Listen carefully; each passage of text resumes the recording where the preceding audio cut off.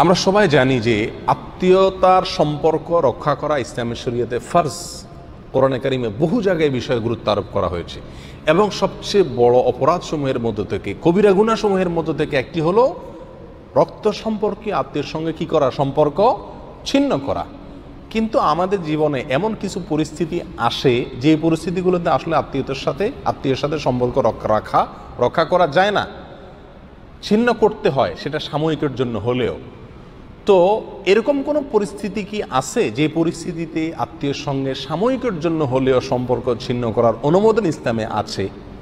এর উত্তর হলো হ্যাঁ, এরকম কিছু পরিস্থিতি আছে যে পরিস্থিতিতে আপনি বাধ্য হয়ে আত্মীয়ের সঙ্গে সম্পর্ক না রাখা কি আছে, আপনার জন্য জায়েজ আছে। অর্থনৈতিক কারণে, ব্যক্তিগত রেষারেষির কারণে, পাওনা দেনার কারণে, বোঝাপড়ার অভাবের কারণে, এ জাতীয় কোনো কারণে আপনি তার সঙ্গে সম্পর্ক ছিন্ন করা জায়েজ নাই। সাময়িকের জন্য সম্পর্ক ছিন্ন করা জায়েজ আছে যদি এরকম হয় যে তাকে ত্যাগ করলে, তার সঙ্গে সম্পর্ক ছিন্ন করলে, তার থেকে দূরে থাকলে তার উপকার হবে। আছে না এরকম? ছোট ভাই বেরাদার অথবা বড় ভাই বোন, রক্ত সম্পর্কীয় আত্মীয়, নামাজ পড়ে না, রোজা রাখে না, খারাপ কাজ করে, বা যে কোনো কারণে তার সংশোধনের প্রয়োজন, এই মুহূর্তে আমি তার থেকে দূরে থাকলে, তার সাথে কথা না বললে, রাগ করে থাকলে, অভিমান করে থাকলে তার সংশোধনের আশা করা যায়। এরকম যদি হয় তাহলে তাকে সাময়িকের জন্য কি করা যাবে, ত্যাগ করা যাবে। দ্বিতীয়ত, যদি এমন হয় যে রক্ত সম্পর্কীয় আত্মীয়, তার সঙ্গে সম্পর্ক রাখলে আমি নিজে ক্ষতিগ্রস্ত হই, নিশ্চিত ক্ষতির মুখোমুখি পড়ি যদি তার সাথে কি হয়, আমার সম্পর্ক রাখা হয়, তাহলে আমি নিজে ক্ষতি থেকে বাঁচার জন্য তার সঙ্গে সম্পর্ক ছিন্ন করা কি আছে, জায়েজ আছে।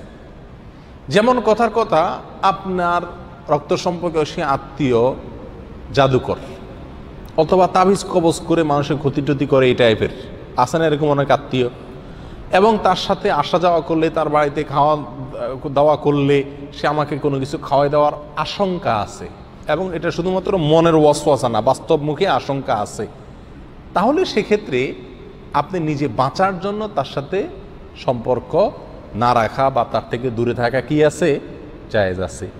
তার ওখানে গেলে সে আমাকে বিপদে ফেলতে পারে, ক্ষতির মুখে মুখে ফেলতে পারে, সেই লোকটা খারাপ মানুষ এবং তার খারাপে আমাকে পাইয়ে বসবে, তখন নিজে আত্মরক্ষার জন্য যতটুকু প্রয়োজন ততটুকু দূরত্বে থাকা কি আছে, জায়েজ আছে। ফোনে কথা বললে তো আর ক্ষতি করতে পারবে না, তবে ফোনে অবশ্যই কথা বলতে হবে। এরকম পরিস্থিতি যদি ফোনে কথা বললেও সমস্যা হয়, সে আমাকে হত্যা করবে, খুন করবে, শত্রুতা করবে, এরকম আশঙ্কা থাকে, তাহলে যতটুকু দূরত্ব থাকলে নিজে হেফাজতে থাকতে পারবেন ততটুকু দূরত্বে থাকা কি আছে, জায়েজ আছে। কারণ ইসলাম আমাকে বাধ্য করে নেই যে আমার ক্ষতি করেও আমি তার সাথে কি করব, সম্পর্ক রাখবো।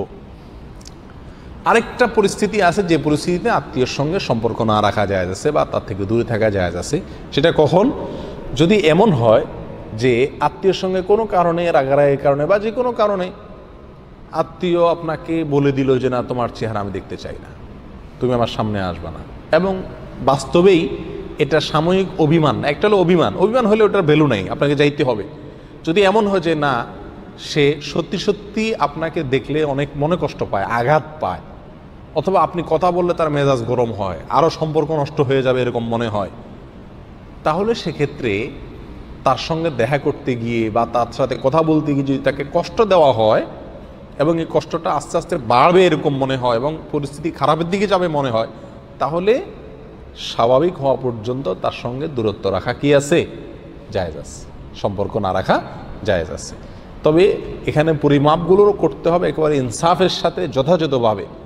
অনেক সময় এরকম মানে মুখের উপরে রাগ করে বলে দেয়, অন্তর থেকে বলে না, অথবা বললেও এটা 2-4 দিন পরে নর্মাল হয়ে যায়, তাহলে 2-4 দিন পরে ঠিকই তার সঙ্গে কী করতে হবে, আবার সম্পর্ক রক্ষা করার নিজের পক্ষ থেকে চেষ্টা করতে হবে। আল্লাহ তাআলা আমাদেরকে আত্মীয়র সঙ্গে সম্পর্ক রক্ষা করার যে ফরজ আছে, ফরজকে যথাযথভাবে আদায় করার তৌফিক দান করুন।